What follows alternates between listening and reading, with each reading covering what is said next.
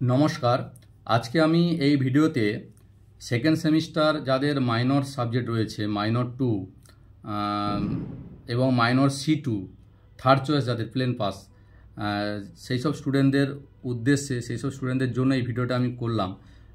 এই ভিডিওতে আমি মাইনর 2 সিলেবাস আমি ডিসকাস করব, কত নম্বরের তারা পরীক্ষা দেবে এবং পেপারটার নাম, পেপারে হচ্ছে টোটাল ইংলিশ থেকে বাংলা আমি ট্রান্সফার করব, সুন্দরভাবে আমি উপস্থাপন করব। তোমরা এই ভিডিওটা অবশ্যই দেখলে তোমরা বা শুনলে তোমরা বুঝতে পারবে। তাই তার আগে এই মাইনর 2 ব্যাপারটা কি, মাইনর 2 আর মাইনর C2 ব্যাপারটা কি, অর্থাৎ মাইনর 2 বলতে আমরা এখানে বুঝি যে এডুকেশান অনার্স থাকবে না যে সমস্ত স্টুডেন্ট, অর্থাৎ এডুকেশান স্টুডেন্টরা বাদ দিয়ে আউট যে সমস্ত সাবজেক্ট, সেটা হিস্ট্রি অনার্স হতে পারে, পলিটিক্যাল সায়েন্স অনার্স হতে পারে, সোশ্যোলজি অনার্স হতে পারে, বেঙ্গলি অনার্স হতে পারে, ফিলোসফি অনার্স হতে পারে, অর্থাৎ এডুকেশানের স্টুডেন্ট বাদ দিয়ে আউট যে সমস্ত অনার্স স্টুডেন্ট অন্যান্য সাবজেক্টে যাদের রয়েছে, সেই অনার্স স্টুডেন্টরাই তারাই কিন্তু এই মাইনর 2টা যাদের থাকবে, সেই মাইনর 2টা তারাই কিন্তু পড়াশোনা করবে এবং সেই মাইনর 2 এর সিলেবাসটা আমি আলোচনা করব।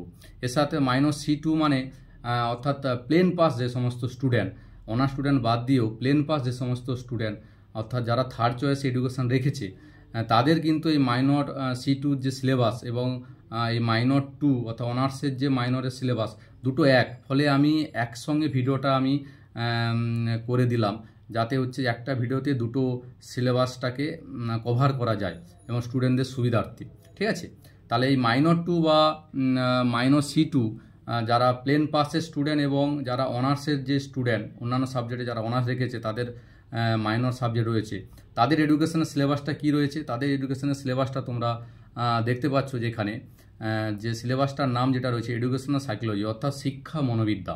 পেপারটার নাম রয়েছে শিক্ষা মনোবিদ্যা। এই পেপারটা যারা অন্যান্য সাবজেক্টে অনার্স রয়েছে, যাদের মাইনর সাবজেক্ট রয়েছে এডুকেশান, তাদের সিলেবাস এইটা পড়বে, তারা পড়বে একই জিনিস, এই একই সিলেবাস। যারা প্লেন পাসে পড়াশোনা করছে, তাদের হচ্ছে যে থার্ড চয়েস যারা এডুকেশান রেখেছে অর্থাৎ মাইনর C2, সেই সব স্টুডেন্টরাও কিন্তু এই একই সিলেবাস কিন্তু পড়াশোনা করবে। ফলে একটা ভিডিওতে আমি সিলেবাসটা অ্যানালাইসিস করছি। ফলে তাহলে এডুকেশনাল সাইকোলজি পেপারটার নাম, অর্থাৎ পেপারটার নাম এডুকেশনাল সাইকোলজির বাংলাটা হচ্ছে শিক্ষা মনোবিদ্যা। তার মধ্যে কি রয়েছে, relation between education psychology and education, অর্থাৎ রিলেশন বিটুইন, এখানে বলছে সম্পর্ক কার মধ্যে, সাইকোলজি অর্থাৎ মনোবিদ্যা অ্যান্ড এডুকেশান, শিক্ষার মধ্যে সম্পর্কটা বলছে। তার মধ্যে 4টা ভাগে এখানে ভাগ করছে ABCD করে। এতে কি রয়েছে, এতে যেটা রয়েছে meaning and definition of education and psychology. Meaning মানে কি, মিনিং মানে হচ্ছে যে অর্থটা, অ্যান্ড ডেফিনেশন মানে সংজ্ঞা, কার বলছে, শিক্ষা, এবং সাইকোলজি মানে মনোবিদ্যা, অর্থাৎ শিক্ষা ধারণা, শিক্ষার অর্থ কী, শিক্ষার ব্যুৎপত্তিগত অর্থটা কি, এবং শিক্ষা শব্দে শিক্ষা কাকে বলবো আমরা, এবং এই মনোবিদ্যা ডেফিনেশন, মনোবিদ্যা কাকে বলবো, এগুলো 2 নম্বরে আমাদের কিন্তু সুন্দরভাবে জানতে হবে। তারপর বিতে রয়েছে কি, relation between education and psychology. Relation মানে কি, রিলেশন মানে সম্পর্ক, বিটুইন মানে কাদের মধ্যে, এখানে বলছি এডুকেশন অ্যান্ড সাইকোলজি, অর্থাৎ শিক্ষার সঙ্গে মনোবিদ্যার কি সম্পর্ক রয়েছে, সেই সম্পর্কটা আমাদের বিস্তারিতভাবে জানতে হবে, 5 নম্বরের জন্য আমাদের জানা দরকার। আর সিতে কি রয়েছে, সিতে রয়েছে nature and scope of educational psychology. Nature মানে কি, নেচার মানে হচ্ছে প্রকৃতি বা বৈশিষ্ট্য। স্কোপ মানে কি, স্কোপ মানে হচ্ছে পরিধি, কার, এডুকেশনাল সাইকোলজি, অর্থাৎ শিক্ষা মনোবিদ্যা। সেই শিক্ষা মনোবিদ্যার হচ্ছে যে নেচার, অর্থাৎ তার প্রকৃতি বা বৈশিষ্ট্যগুলো কী কী এবং তার পরিধিটা কী, সেই বিষয়টা আমাদের বিস্তারিতভাবে জানতে হবে। আর যেটা লাস্ট যেটা রয়েছে যে methods of educational psychology. Method মানে কি, পদ্ধতি, অফ এডুকেশনাল সাইকোলজি, শিক্ষা মনোবিদ্যার যে বিভিন্ন পদ্ধতি রয়েছে। তোমরা জানো যে অনেক পদ্ধতি, এখানে 10-12টা পদ্ধতি রয়েছে এডুকেশনাল সাইকোলজির, যেমন হচ্ছে যে তোমার পরীক্ষণ পদ্ধতি রয়েছে, সাক্ষাৎকার পদ্ধতি রয়েছে, সমাজনীতিমূলক পদ্ধতি রয়েছে, পর্যবেক্ষণ পদ্ধতি, এইভাবে অনেক পদ্ধতি রয়েছে। সেই পদ্ধতিগুলো আমাদের 2 নম্বর এবং টোটাল 10 নম্বরে আমাদের এই বিষয়টা জানা দরকার। ক্লিয়ার? এইটা হচ্ছে যে ইউনিট 1। এবার ইউনিট 2তে আমাদের কী কী জানতে হবে, ইউনিট 2তে যেটা রয়েছে stages and types of human development and their educational significance, অর্থাৎ এখানে যেটা বলছে যে মানব জীবন বিকাশের স্তর। তোমরা জানো যে একটা মানুষের জীবন বিকাশের বিভিন্ন স্তর রয়েছে, শৈশবকাল থেকে একদম কৈশোর পর্যন্ত, এবং সেই সব স্তরে কিভাবে ডেভেলপমেন্ট হচ্ছে, বিকাশ হচ্ছে, এবং তার এডুকেশনাল সিগনিফিক্যান্স, শিক্ষামূলক তাৎপর্যটা কী, সেই বিষয়টা আমাদের জানা দরকার। সেইটার মধ্যে কতগুলো থিওরি এখানে রয়েছে, এটা হচ্ছে পিয়াজে কগনিটিভ ডেভেলপমেন্ট থিওরি, অর্থাৎ পেঁয়াজের হচ্ছে জ্ঞানমূলক বিকাশের তত্ত্ব আমাদের জানতে হবে। জ্ঞানমূলক বিকাশের তত্ত্বে এখানে পেঁয়াজের 4টা স্তরের কথা বলছে। একটা হচ্ছে সংবেদন সঞ্চালনমূলক স্তর রয়েছে, প্রাক সক্রিয়তা স্তর রয়েছে, বাস্তব সক্রিয়তা স্তর রয়েছে এবং নিয়ন্ত্রিত বা যৌতিক সক্রিয়তা স্তর। অর্থাৎ প্রত্যেকটা স্তরের কিন্তু এজ রয়েছে, মানে বয়স রয়েছে। বিভিন্ন বছরে মানে শিশুরা কিভাবে তাদের জ্ঞানমূলক বিকাশটা ঘটাচ্ছে সেটা পেঁয়াজে দেখিয়েছেন তার এই কগনিটিভ ডেভেলপমেন্ট থিওরিতে। ক্লিয়ার? তারপরে যেটা রয়েছে বিতে এরিকসনের সাইকোসোশ্যাল ডেভেলপমেন্ট থিওরি, অর্থাৎ এরিকসনের মনোসামাজিক বিকাশের তত্ত্ব। সাইকোসোশ্যাল মানে মনোসামাজিক বিকাশের তত্ত্ব। সেই তত্ত্ব আমাদের জানতে হবে বিস্তারিতভাবে, লং প্রশ্ন আমাদের জানা দরকার। এবং এরিকসনও কিন্তু এখানে 8টা স্তরের কথা বলেছে, সেই 8টা স্তরের মাধ্যমে শিশু বা শিক্ষার্থীরা তাদের মনোসামাজিক বিকাশ ঘটাবে। তারপরে যেটা রয়েছে কোহলবার্গের মোরাল ডেভেলপমেন্ট থিওরি। কোহলবার্গ বিখ্যাত হার্ভার্ড বিশ্ববিদ্যালয়ের মনোবিদ রয়েছেন তিনি কোহলবার্গ। তার নৈতিক বিকাশের তত্ত্ব, সেই নৈতিক বিকাশের তত্ত্বে তিনি হচ্ছে যে 3টা পর্যায়ের কথা বলেছিলেন এবং 3টা পর্যায়কে প্রত্যেকটা পর্যায়ে 2টো করে স্তর, অর্থাৎ 3 দুখানে 6টা স্তরের কথা তিনি বলেছিলেন। সেই স্তরের মাধ্যমেই কিন্তু একটি শিশু বা একটা মানুষ তার মধ্যে নৈতিক বিকাশ অর্থাৎ মোরাল ডেভেলপমেন্ট কিন্তু ঘটবে। সেই বিষয়টা কিন্তু কোহলবার্গ তার থিওরির মধ্যে তুলেছিলেন। আর লাস্ট যেটা রয়েছে ডিতে রয়েছে পার্সোনালিটি, অর্থাৎ পার্সোনালিটি মানে ব্যক্তিত্ব। অর্থাৎ সেই ব্যক্তিত্ব আমাদের প্রত্যেকেরই রয়েছে পার্সোনালিটি, সেই ব্যক্তিত্বের কনসেপ্ট জানতে হবে। Types and personality development by Freud, অর্থাৎ ব্যক্তিত্বের কনসেপ্ট, তার ধারণা। ব্যক্তিত্বের হচ্ছে যে টাইপস মানে বিভিন্ন ধরনের ব্যক্তিত্বের সংজ্ঞাটা আমাদের মানে প্রকারভেদটা জানতে হবে, types. And personality development by Freud, অর্থাৎ ফ্রয়েডের যে মনসমীক্ষণ তত্ত্ব, ফ্রয়েডের যে ব্যক্তিত্বের যে বিকাশ, সেই বিকাশের তত্ত্বটা আমাদের বিস্তারিতভাবে জানতে হবে। ক্লিয়ার?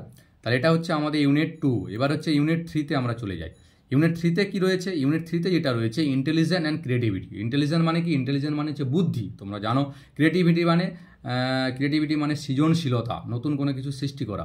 তার মধ্যে আমাদের এতে রয়েছে ইন্টেলিজেন্ট কনসেপ্ট অ্যান্ড নেচার, অর্থাৎ বুদ্ধির হচ্ছে যে কনসেপ্ট, বুদ্ধির হচ্ছে ধারণা কি, অর্থাৎ বুদ্ধি কাকে বলবো আমরা। অ্যান্ড নেচার, বুদ্ধির প্রকৃতি বা তার বৈশিষ্ট্যগুলো কী কী, সেই বিষয়টা আমাদের জানতে হবে। বিতে কী রয়েছে? Theories of intelligence and their implication, অর্থাৎ বুদ্ধির যে বিভিন্ন ধরনের যে থিওরি, বিভিন্ন ধরনের যে তত্ত্ব রয়েছে বুদ্ধির, এবং সেটা কিভাবে শিক্ষাক্ষেত্রে ইমপ্লিকেশান করা যায়, অর্থাৎ তার প্রয়োগ কিভাবে ঘটানো যায়। তার মধ্যে এখানে তত্ত্ব তোমাদের সিলেবাসে 2টো রয়েছে। একটা হচ্ছে স্পিয়ারম্যান, অর্থাৎ স্পিয়ারম্যানের দ্বি-উপাদান তত্ত্ব যেটা রয়েছে, 2 ফ্যাক্টর থিওরি। একটা জেনারেল ফ্যাক্টর রয়েছে আর একটা হচ্ছে স্পেসিফিক ফ্যাক্টর, অর্থাৎ সাধারণ মানসিক ক্ষমতা রয়েছে আর বিশেষ মানসিক ক্ষমতা স্পিয়ারম্যানের, সেটা আমাদের পড়তে হবে। অ্যান্ড গিলফোর্ডের হচ্ছে যে আমাদের দ্বি-উপাদান তত্ত্ব রয়েছে, সেই দ্বি-উপাদান তত্ত্বটা আমাদের গিলফোর্ডের পড়তে হবে। তারপর রয়েছে মেজারমেন্ট অ্যান্ড ইন্টেলিজেন্স, অর্থাৎ মেজারমেন্ট মানে কি? মেজারমেন্ট মানে পরিমাপ। অব ইন্টেলিজেন্স, ইন্টেলিজেন্স মানে হচ্ছে কি? বুদ্ধি, অর্থাৎ বুদ্ধির পরিমাপ। অর্থাৎ বুদ্ধিকে কি পরিমাপ করা যায়? অবশ্যই বুদ্ধিকে মেজারমেন্ট করা যায়, পরিমাপ করা যায়। বিভিন্ন তার টেস্ট রয়েছে, এখানে তো আমাদের সিলেবাসে রয়েছে verbal, non verbal and performance test, অর্থাৎ ভার্বাল মানে ভাষামূলক আর নন ভার্বাল মানে ভাষাবিহীন মানে অবাচনিক, এবং পারফরম্যান্স টেস্ট। এই ধরনের অভিজ্ঞতার সাহায্যে বুদ্ধিকে কিন্তু মেজারমেন্ট করা যায়, বুদ্ধিকে পরিমাপ করা যায়। তারপর যেটা রয়েছে সিতে কি রয়েছে? Emotional intelligence. ইমোশনাল মানে কি? ইমোশনাল মানে প্রাক্ষোভিক, ইন্টেলিজেন্স মানে বুদ্ধি, অর্থাৎ প্রাক্ষোভিক বুদ্ধি। তার 2টো জিনিস পড়তে হবে 2 নম্বরের কনসেপ্ট, প্রাক্ষোভিক বুদ্ধি কাকে বলে, আর নেচার মানে তার প্রকৃতি বা বৈশিষ্ট্য। আর লাস্ট যেটা রয়েছে ডিতে কি রয়েছে? ক্রিয়েটিভিটি। ক্রিয়েটিভিটি কি? ক্রিয়েটিভিটি হচ্ছে মানে সৃজনশীলতা, আমি বলেছিলাম। তার ক্রিয়েটিভিটি কাকে বলে, তার মিনিং, তার নেচার মানে তার ক্রিয়েটিভিটি বৈশিষ্ট্য বা প্রকৃতিগুলো কী কী, ফ্যাক্টরস, ক্রিয়েটিভিটির বিভিন্ন উপাদান রয়েছে। অ্যান্ড নার্সারিং, অর্থাৎ ক্রিয়েটিভিটি কিভাবে প্রতিপালন করা যায়, একজন শিক্ষক বা একজন শিশুকে বা শিক্ষার্থীর মধ্যে কিভাবে ক্রিয়েটিভিটি, সুপ্ত যে প্রতিভা, নতুন কোনো কিছু সৃষ্টি করার যে উদ্যম, সেটা কিভাবে হচ্ছে প্রতিপালন করা যায়, সৃষ্টি করা যায়, সেই বিষয়টা আমাদের কিন্তু জানতে হবে ইউনিট 3 থেকে। আর লাস্ট যে ইউনিটটা রয়েছে তোমরা দেখতে পাচ্ছ যে ইউনিট 4। ইউনিট 4তে কি রয়েছে? ইউনিট 4-এ রয়েছে লার্নিং অ্যান্ড মেমোরাইজেশন। লার্নিং মানে কি? লার্নিং মানে শিখন, অ্যান্ড মেমোরাইজেশন মানে হচ্ছে স্মৃতি। মেমোরি থেকে মেমোরাইজেশন এসেছে। তাই এখানে 4টা পোর্শন রয়েছে। কি রয়েছে? Definition and characteristic of learning, factors influencing learning, অর্থাৎ এখানে যেটা বলছে যে লার্নিং, অর্থাৎ লার্নিং মানে শিখন, সেই শিখনের হচ্ছে যে ডেফিনেশন, শিখন কাকে বলে, তার সংজ্ঞাটা কী, অ্যান্ড ক্যারেক্টারিস্টিক অর্থাৎ তার শিখনের বৈশিষ্ট্যটা কী, এবং ফ্যাক্টর মানে শিখনের যে বিভিন্ন ধরনের উপাদান রয়েছে সেই উপাদানগুলো আমাদের জানতে হবে। বিতে যেটা রয়েছে কি থিওরি অফ লার্নিং অর্থাৎ শিখনের যে বিভিন্ন তত্ত্ব আবার রয়েছে, অ্যান্ড দেয়ার ইমপ্লিকেশান অর্থাৎ কীভাবে সেগুলোকে প্রয়োগ ঘটানো যায়। তার মধ্যে এখানে তোমাদের তত্ত্ব সিলেবাসে রয়েছে প্যাভলভ, যেটা হচ্ছে ক্লাসিক্যাল কন্ডিশনিং থিওরি অর্থাৎ প্যাভলভের প্রাচীন অনুবর্তন তত্ত্ব, আর স্কিনার যেটা হচ্ছে বিএফ স্কিনারের অপারেন্ট অনুবর্তন, যেটা বিএফ স্কিনার এখানে ছবিতে দেখতে পাচ্ছি ইঁদুর নিয়ে পরীক্ষা করেছিলেন তিনি। আর প্যাভলভ যেটা আইভান প্যাভলভ, রাশিয়ান শারীরতত্ত্ববিদ আইভান প্যাভলভ, তিনি এই ক্ষুধার্ত কুকুর নিয়ে পরীক্ষা করেছিলেন, ছবিতে তোমরা দেখতে পাচ্ছ। এগুলো বিস্তারিতভাবে পড়তে হবে আমাদের।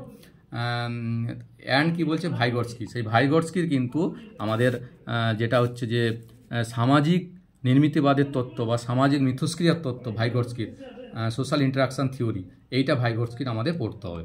আর সিতে কি রয়েছে ট্রান্সফার অফ লার্নিং অর্থাৎ ট্রান্সফার অফ লার্নিং মানে শিখন সঞ্চালন। ট্রান্সফার মানে কি সঞ্চালন করা, একটা বিষয়ের শিখন যখন অপর বিশেষ ট্রান্সফার করা হয়, সঞ্চালনিত করা হয়, সেটাকে আমরা ট্রান্সফার লার্নিং বুঝি। সেই ট্রান্সফার অফ লার্নিংয়ের কী জানছে, কনসেপ্ট জানছে, শুধুমাত্র সংজ্ঞা বা তার ধারণাটা কি শিখন সঞ্চালন এবং বিভিন্ন ধরনের শিখন সঞ্চালনের টাইপসটা রয়েছে, প্রকারভেদ, সেই বিষয়টা জানতে হবে। আর লাস্ট যেটা রয়েছে কি, লাস্ট যেটা রয়েছে আমাদের ডিতে মেমোরাইজেশান অর্থাৎ মেমোরি অর্থাৎ মেমোরাইজেশান, তার ডেফিনেশান বলছে মেমোরি কাকে বলে, স্মৃতি কাকে বলে, ফ্যাক্টর স্মৃতির উপাদান, এলটিএম অর্থাৎ লং টার্ম মেমোরি, আর এসটিএম শর্ট টার্ম মেমোরি, এই বিষয়টা আমাদের জানতে হবে, দীর্ঘস্থায়ী স্মৃতি এবং স্বল্পস্থায়ী স্মৃতি। আর স্ট্র্যাটেজি ফর ইফেক্টিভ মেমোরাইজেশান অর্থাৎ স্মৃতির যে বিভিন্ন ধরনের কৌশল, সেই কৌশলগুলো জানতে হবে।